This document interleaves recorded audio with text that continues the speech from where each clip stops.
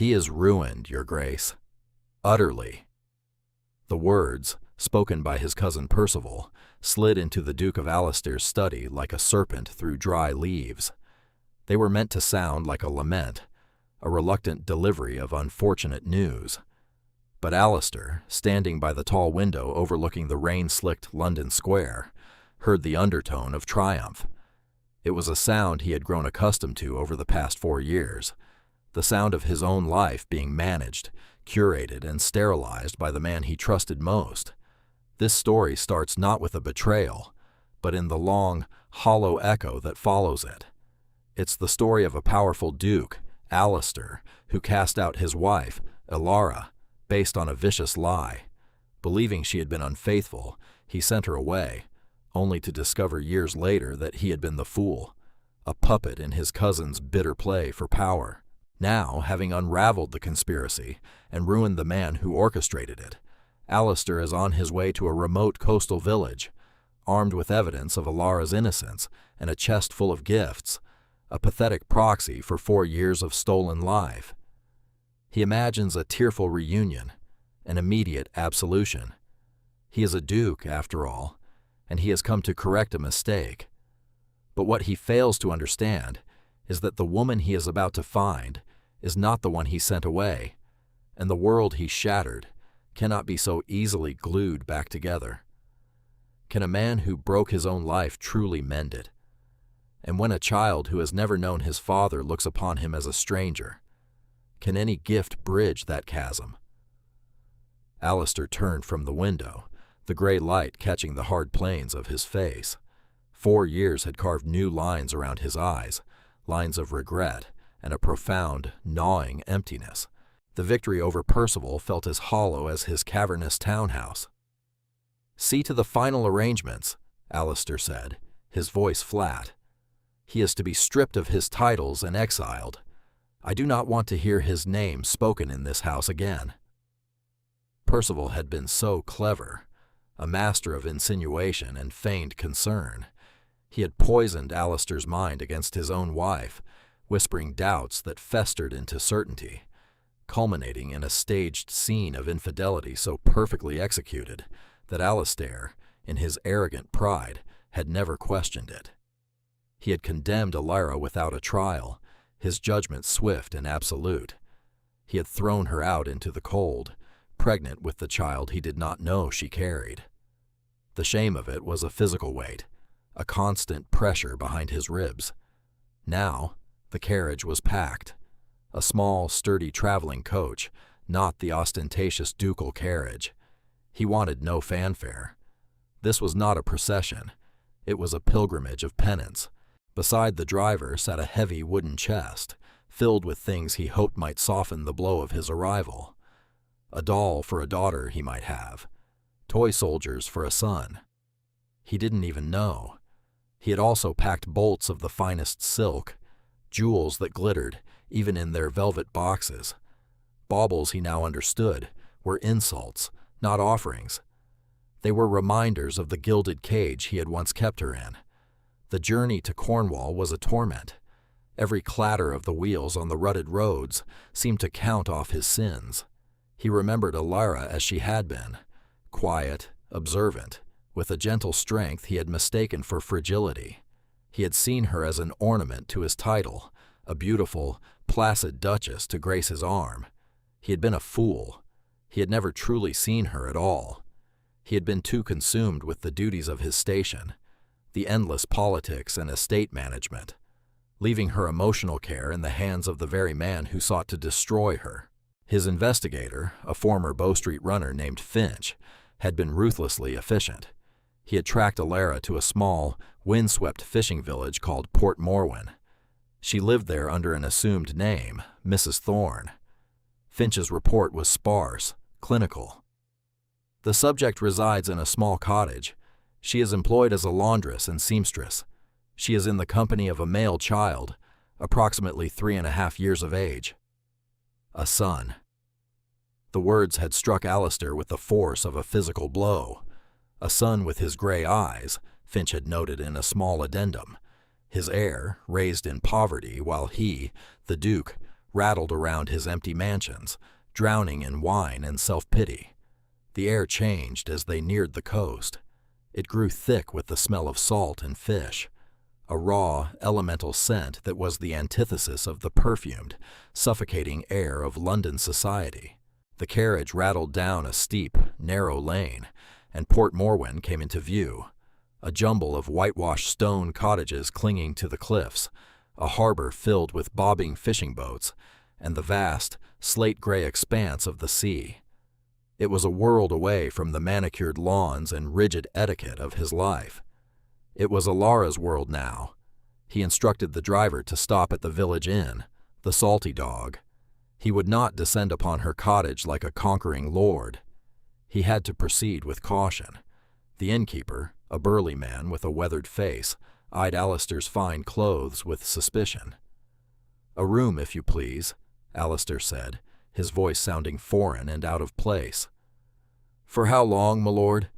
the man asked, his gaze lingering on the ducal signet ring Alistair had forgotten to remove. "I am not certain." Alistair slid a few coins across the worn wooden bar. "I am looking for a Mrs. Thorne. I was told she lives here." The innkeeper's expression hardened. "Aye, Elena lives here. A good woman. Keeps to herself. Works harder than any 2 men in this village. What business does a man like you have with her?" The protective tone was unmistakable. She had found a community here, a place where she was not a duchess, but simply Elena. A woman valued for her character, not her title. The thought was another twist of the knife. "I am an old acquaintance," Alistair managed, the lie tasting like ash. "I bring news from her family." The innkeeper grunted, unconvinced, but gave him directions to a small cottage at the far end of the village, perched precariously close to the cliff's edge. "Tread lightly, sir. She's had a hard road." Alistair left the chest at the inn. He would go to her first with nothing in his hands but the truth. He walked through the village, the sea wind whipping at his coat, the cry of gulls overhead. The air was clean and sharp. He felt exposed, stripped of his ducal authority. Here he was just a man, and a man with a great deal to answer for. The cottage was tiny, its stone walls streaked with green from the sea mist. A small patch of garden in the front held hardy, wind-beaten vegetables. A thin curl of smoke rose from the chimney. It was a picture of humble survival, of a life forged in the crucible of his cruelty. He stood before the weathered wooden door for a long moment, his heart pounding a frantic rhythm against his ribs. What would he say? "I am sorry," felt like an obscenity, a pathetic understatement for the ruin he had wrought. He raised his hand to knock, but it trembled. He, a duke who had commanded regiments and debated in the House of Lords, was paralyzed by the thought of facing the woman he had wronged. Before he could knock, the door creaked open. A small boy stood there, no taller than his knee. He had a head of unruly dark curls, Ilara's hair, but his eyes were a perfect, startling replica of Alistair's own, a clear, stormy gray, regarding him with a child's frank curiosity. Alistair's breath hitched. This was his son. His son. The reality of it, the solid, breathing presence of him, was overwhelming. The boy was dressed in patched but clean trousers and a simple linen shirt. He clutched a crudely carved wooden boat in one small hand. "Hello," the boy said, his voice clear and bright. Alistair could not speak. He felt his throat close up. He knelt, slowly, so as not to frighten the child, bringing himself down to the boy's level. He was looking at his own history, his legacy, a life that had unfolded entirely without him. A woman's voice called from within the cottage. "Arthur? Who is it, my love?" The voice was Alara's, but it was different. It had lost its soft, deferential cadence. It was stronger, laced with a weariness that spoke of long nights and hard days. Then she appeared in the doorway behind the boy. The shock of her appearance stole the air from Alistair's lungs. The 4 years had not been kind, but they had forged her into someone new. The delicate, pale lady he remembered was gone. Her face was thinner, tanned by the sun and wind. Her hands, resting protectively on her son's shoulders, were reddened and calloused. She wore a simple faded dress of coarse wool, her dark hair pinned back in a practical, severe knot. But it was her eyes that held him captive. They were the same deep blue, but the gentle light in them had been extinguished, replaced by a guarded, flinty resolve. They widened for a fraction of a second in shock, a flicker of the old Alara, before hardening into masks of pure, unadulterated ice. "You," she breathed, the word a shard of glass. It was not a question. It was an accusation. The boy, Arthur, looked from his mother's tense face to the strange man kneeling before him. He tugged on her dress. "Mama? Who is he?" Elara's hand tightened on his shoulder. Her gaze never left Alistair's, and the hatred in it was so potent it felt like a physical force. "He is no one, Arthur. A man who has lost his way." She began to close the door. "Elara, wait!" Alistair pleaded, his voice cracking. He surged to his feet. "Please, I know everything. I know what Percival did. I can prove it." She paused, her hand on the door, but her expression did not soften. "You know?" she repeated, the word dripping with venom. "You knew 4 years ago, didn't you? You knew I was a faithless whore. You knew it with such certainty that you cast me out without a second thought. Your knowledge is worthless to me." "It was a lie," he said desperately, taking a step forward. "He manipulated me. He staged the entire thing. And you, the great Duke of Alistair, were so easily led?" She scoffed, a bitter, humorless sound. "So willing to believe the very worst of the woman who shared your bed? The woman carrying your child?" The confirmation, spoken aloud, hit him again. "I didn't know about the child, Elara. I swear to you." "Of course you didn't," she said, her voice dangerously quiet. "You never saw me at all. I was a fixture, a piece of the estate's holdings. You did not notice when I was ill in the mornings. You did not notice the change in my body. You noticed nothing until your cousin pointed his finger and you pulled the trigger." She pushed Arthur gently behind her, shielding him with her body. "Why are you here? Have you come to finish the job? To take my son and cast me into the sea? It would be no less than I expect." "No," he choked out.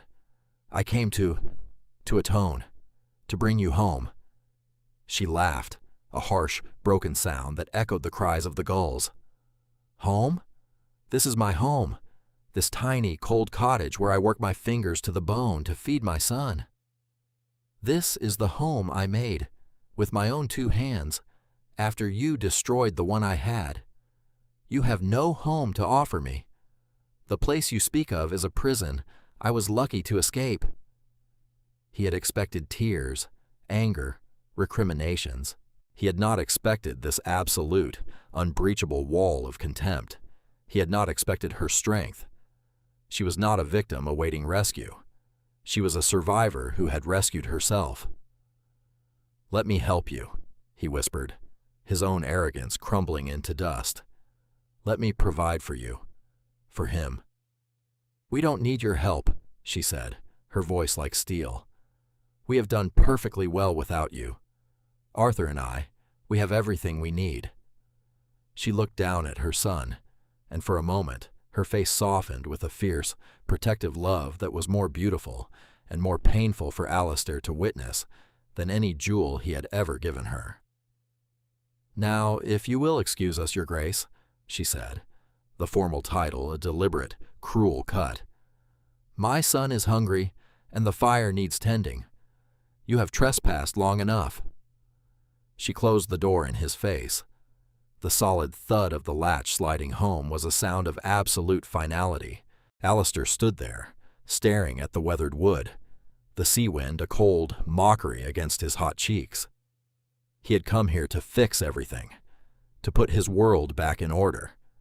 He had brought truth and riches, but the only thing of value here was the one thing he had thrown away, and it was clear she had no intention of letting him have it back.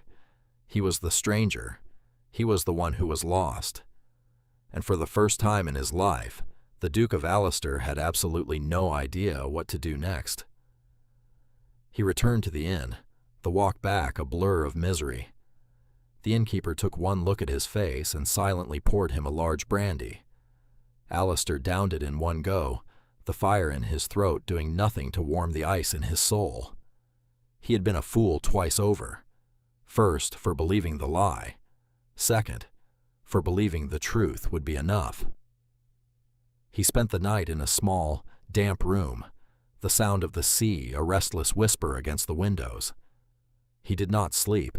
He saw Alara's face, her eyes filled with a righteous hatred he knew he deserved. He saw his son, a boy who should have been learning to ride ponies on his vast estate, clutching a piece of driftwood.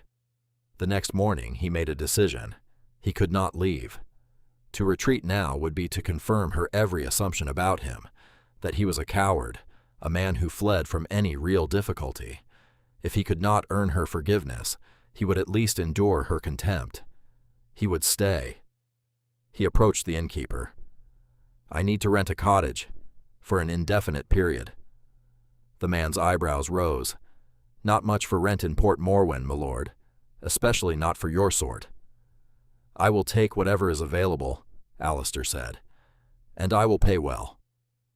He ended up in a fisherman's hovel, a 2-room stone shack that was even smaller and more dilapidated than Alara's. The roof leaked, and the wind whistled through the gaps in the stone. It smelled of old fish and damp wool. It was perfect. It was a penance. He also sent a writer back to London with 2 messages. The first was to his solicitor, instructing him to begin the public process of restoring the Duchess's name and titles, and to formally charge Percival with treason against the ducal house, ensuring the scandal would be swift and absolute. The second was to Finch, his investigator, telling him to find the 2 servants Percival had paid, to lie and bring them to Port Morwen, no matter the cost. He would not ask Alara to believe him. He would show her irrefutable proof. Then he set about the awkward business of living. He had never dressed himself in his life, never cooked a meal, never lit a fire. His first few days were a comedy of errors. He nearly burned the cottage down trying to light the hearth. He ruined a pan of eggs, scorching them to an inedible black crisp. He went to the village well to fetch water, his fine London boots slipping on the slick stones, much to the amusement of the local women. They all knew who he was. News in a village like Port Morwen traveled faster than a fire in a gale. He was the Duke, the villain from Elena's past who had come to stir up trouble. He was met with cold shoulders, suspicious stares, and muttered conversations that ceased the moment he drew near. He deserved it all. He did not approach Alara again. He respected the boundary of her closed door. Instead, he watched. From a distance, he saw her daily routine. She would rise at dawn, hang laundry on a line that whipped and snapped in the wind, her movements economical and strong. He saw her walk along the beach with Arthur, teaching him the names of the seabirds. He saw the boy, his son, laugh a pure, uninhibited sound that tore at Allister's heart. He knew grand gestures would be rejected. The chest of gifts at the inn was a monument to his own foolishness. So he started small. He noticed the fence around her small garden was broken, a section of it collapsing. One night, long after her lamp was out, he took a lantern and tools from the inn stable and worked for hours in the cold, mending the fence, his soft hands quickly blistering and bleeding. He was gone before the sun rose. The next day, he saw her stare at the repaired fence, a look of profound confusion on her face. She looked around, her eyes sweeping the cliffs, but she did not see him watching from his window. He learned the rhythms of the village. He learned which fishermen brought in the best catch and paid them double to leave a portion on Alara's doorstep before dawn. He saw the village baker struggling with a broken cart axle and spent an afternoon helping him fix it, using engineering knowledge he hadn't accessed since his university days. The baker, a gruff man named Thomas, grunted his thanks, and, the next morning, a warm loaf of bread appeared on Alistair's own doorstep. It was the first gesture of acceptance he had received, and it meant more to him than any bow from a courtier. His focus, however, was always Arthur. He yearned to speak to the boy, to know him. He got his chance one afternoon. Arthur was playing near the rock pools on the beach, his mother hanging laundry nearby, her back to him. The boy slipped on a slick patch of seaweed and fell, his knee scraping hard against a barnacle-encrusted rock. Arthur let out a sharp cry of pain. Before Alara could even turn, Alistair was moving. He ran down the shingle beach, his awkwardness forgotten, and reached the boy in seconds. "Are you all right?" he asked, his voice full of a concern that was raw and real. Arthur looked up, tears welling in his gray eyes, and for the first time, he did not look at Alistair as a stranger, but as a potential source of comfort. He pointed a trembling finger at his bleeding knee. Alistair gently examined the cut. It was shallow but nasty. "That looks sore," he said softly. He pulled a clean handkerchief from his coat. "May I?" The boy nodded, sniffling.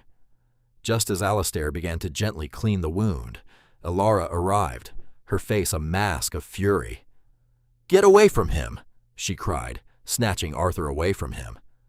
"He fell," Alistair said, standing up slowly, his hands raised in a gesture of peace. "I was only trying to help." "We don't need your help," she spat, cradling Arthur protectively. She examined the knee herself, her touch infinitely more practiced and gentle than his had been. "It's just a scrape, my love. We'll clean it at home." She shot Alistair a look of pure poison. "Stay away from my son." She turned and carried Arthur back towards the cottage, the boy looking over her shoulder at Alistair with a confused expression. Alistair stood alone on the beach, the bloody handkerchief still clutched in his hand, the salt spray on his face mingling with tears he refused to let fall. Her rejection was absolute, her fear of him a chasm he did not know how to cross. He knew words were useless, only action would suffice. The wait for Finch and the witnesses was agonizing. In the meantime, he continued his silent penance. He chopped a mountain of firewood and left it stacked neatly by her door. He used his considerable wealth to anonymously pay the village doctor to make weekly visits, ensuring the health of all the families, not just hers. He began to earn a grudging respect from the villagers. They saw a man of immense privilege choosing to live in squalor, performing manual labor and asking for nothing in return. They didn't understand it, but they began to see that he was not the monster they had imagined. One evening, Thomas the baker stopped him. "You mean to stay, then, Your Grace?" "For as long as it takes," Alistair replied. Thomas nodded, wiping floury hands on his apron. "Elena, Mrs. Thorne, she's a good woman, the heart of this village. Whatever you did to her, it must have been a terrible thing, but a man who mends fences in the dark and pays a fisherman's debts might be a man worth a second look. Just give her time and space." It was the best advice he had received, time and space. He had an abundance of both. Weeks turned into a month, then 2. The London scandal sheets were full of the news of Lord Percival's disgrace. Alistair had copies sent to him, but he did not show them to Alara. It had to come from the witnesses themselves. Finally, Finch arrived. He came not in a carriage, but on horseback, looking as grim and efficient as ever. With him were 2 terrified-looking people, a former chambermaid of Alara's named Sarah, and a valet who had once been in Alistair's service named Giles. "They are prepared to make a full confession, Your Grace," Finch said, his tone devoid of emotion. "They took some persuading." Finch's methods of persuasion were legendary, and Alistair did not ask for details. Now came the hardest part. He had to convince Alara to listen. He went to her door that evening, Finch and the two quaking servants standing a respectful distance behind him. He knocked. It took a long time for her to answer. When she did, her face was set, her hand already moving to slam the door shut. "Ilara, please," he said, his voice low and urgent. "Do not do this for me. Do it for yourself. Do it for the truth. I have brought the people who lied. Let them speak. If after you hear them, you still wish me gone, I will leave and never return. I swear it on my title and my life." She hesitated. Her eyes flickered past him to the two pale-faced servants. She recognized the maid, Sarah. A flicker of old betrayal crossed her face. For 4 years, she had believed Sarah had seen her with another man. The lie had been that personal, that intimate. Slowly, agonizingly, she nodded and stepped back, allowing them to enter the small, cramped cottage. The room was spare but immaculately clean. A fire crackled in the hearth, casting flickering shadows on the stone walls. Arthur was asleep in a small cot in the corner, his face peaceful. The air smelled of soap and baking bread. It was a home.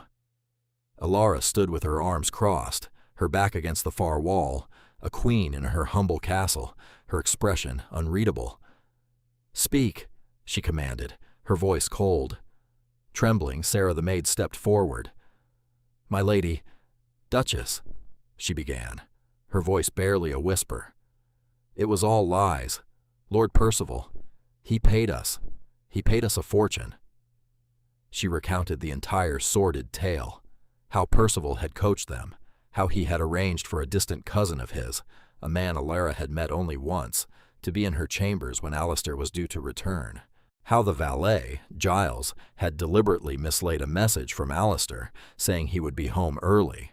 How Sarah had been instructed to discover them and cry out, creating a scene of perfect, damning chaos.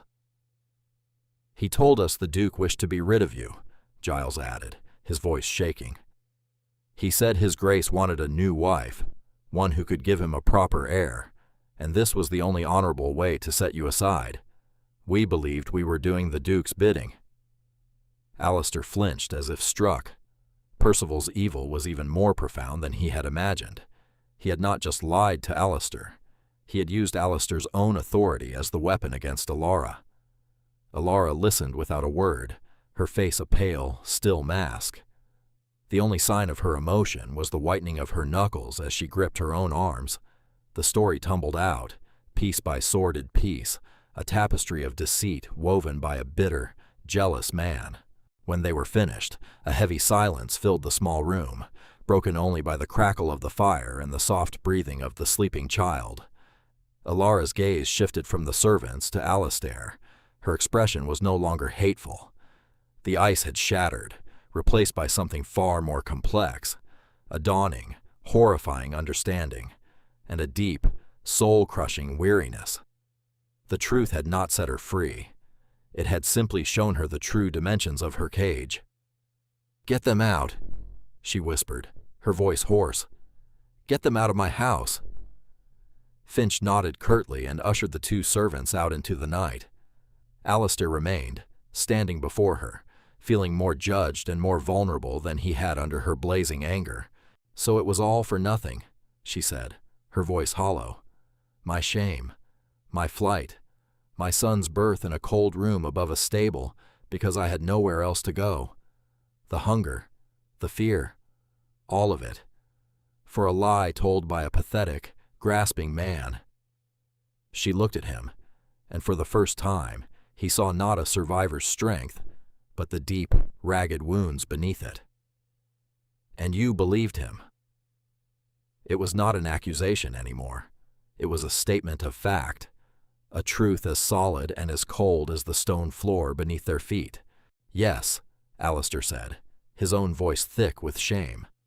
"I did, and that is my crime, Ilara. Not that I was deceived, but that I was so easily deceived, that I did not know my own wife, that I did not trust the woman I had sworn to protect.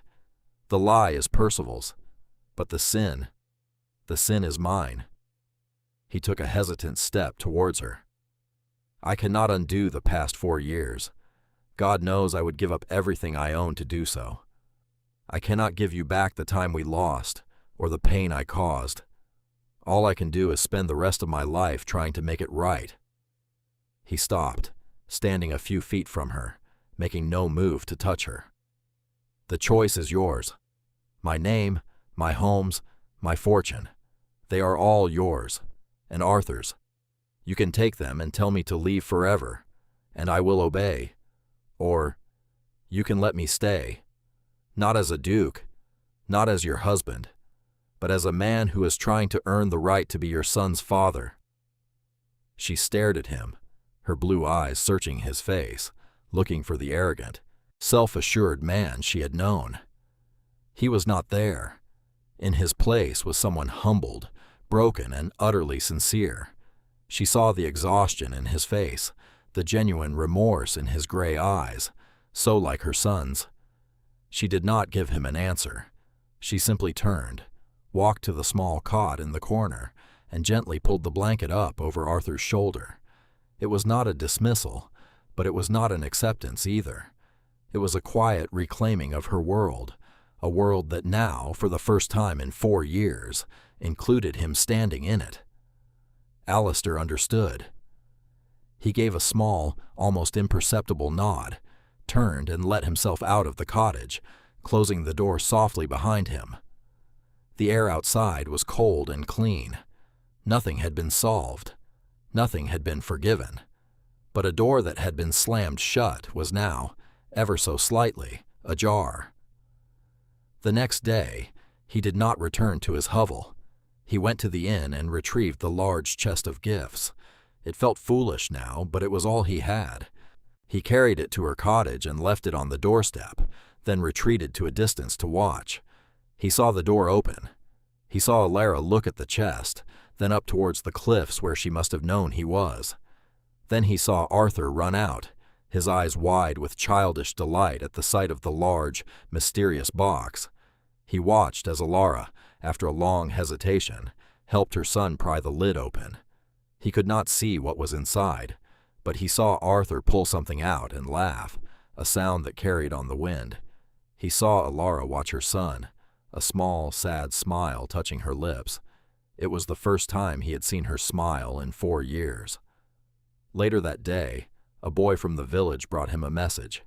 It was a single sentence on a scrap of paper, in Alara's elegant, familiar script. "Arthur likes the soldiers. You may come for tea tomorrow, at 4. It was not forgiveness. It was not a reconciliation. It was a beginning. It was a single, fragile thread thrown across a vast and silent chasm. And for Alistair, it was more than he had dared to hope for. It was everything. The tea was an awkward affair. Alistair sat on a small, 3-legged stool that seemed absurdly delicate beneath his weight, a porcelain cup looking like a child's toy in his large, calloused hands. Alara moved about the small room with a practiced grace, her silence a heavy blanket. Arthur, however, was the bridge. He had lined up the toy soldiers on the floor and chattered happily, showing Alistair his formations, blissfully unaware of the crushing weight of history between the two adults. "This one is the captain," Arthur announced, pointing to a brightly painted soldier on a wooden horse. He looked up at Alistair, his gray eyes serious. "Mama says you are my father." The directness of the child's statement sucked the air from the room. Alistair looked at Alara, whose back was to them as she stood by the hearth. Her shoulders were rigid. "Yes, Arthur," Alistair said, his voice quiet. "I am." "Why did you go away?" the boy asked, his innocence a sharper weapon than any of Alara's accusations. How could he explain a world of adult pride, lies, and folly to a 3-year-old? I was lost," Alistair said, the words feeling true in a way he hadn't intended. "It took me a very long time to find my way back." Arthur seemed to accept this. He went back to his soldiers. "Well, you are here now." Yes, he was here now, and he would not get lost again. Slowly, cautiously, they built something new. Alistair did not press her. He did not speak of London or ducal duties. He stayed in his damp cottage and lived the life of a villager. He learned to fish from the old men on the pier. He helped rebuild a storm-damaged wall in the churchyard. He learned the names of everyone in Port Morwen. He spent an hour every day with Arthur. He taught the boy how to skip stones across the water, how to carve his own boats from driftwood. He told him stories not of lords and ladies, but of knights and dragons, of honor and courage. Through his son, he began to learn how to be a man again, not just a duke. He and Alara spoke, their conversations stilted at first, circling the vast, unspoken territory of their shared past.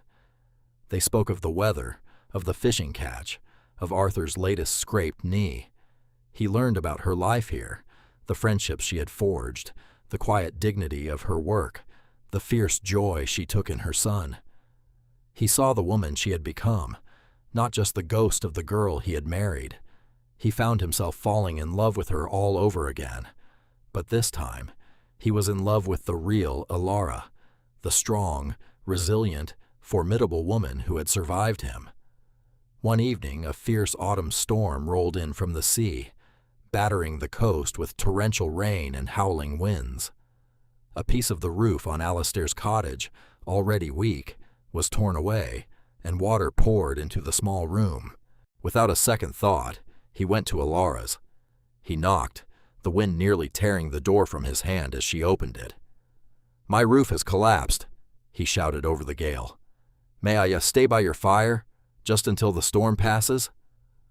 She looked at him, drenched and shivering, and for the first time, her eyes held something other than caution or weary tolerance.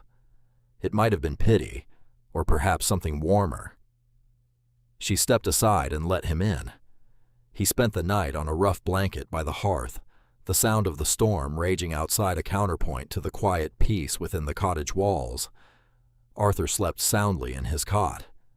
Alara sat in a chair, mending a shirt by the firelight, the silence between them no longer heavy, but comfortable. "You can't stay in that hovel," she said softly, not looking up from her work. "The winter will be here soon. It's not safe." "I will manage," he said. She finally looked at him, her gaze direct. "Thomas the baker has a room for rent above his shop. It is small, but it is warm and dry. You should take it." It was a suggestion, but it was more. It was an act of care. It was her acknowledging his place in this village, in her life. It was her wanting him to be safe. "Thank you, Alara," he said, his voice thick with emotion. He moved into the room above the bakery the next day. The smell of fresh bread woke him every morning. His life had found a new rhythm, one dictated by the tides and the seasons, not the London social calendar. He was, for the first time in his life, content. But he knew it could not last. He was still a duke. He had responsibilities. A vast estate to run, thousands of tenants who depended on him. And Arthur. Arthur was his heir. He could not be raised in a fishing village, no matter how idyllic. He broached the subject one clear, cold afternoon as they walked along the cliffs, Arthur running ahead, chasing gulls. "Alara," he began, his heart heavy. "We have to talk about the future." She stopped walking, her eyes on their son. "I know." "Arthur deserves his birthright," he said gently. "And you deserve to have your name, your honor, fully restored. Not just on paper, but in person. You should be able to walk into any room in London with your head held high." "I have no desire to walk into any room in London," she said quietly. "My life is here."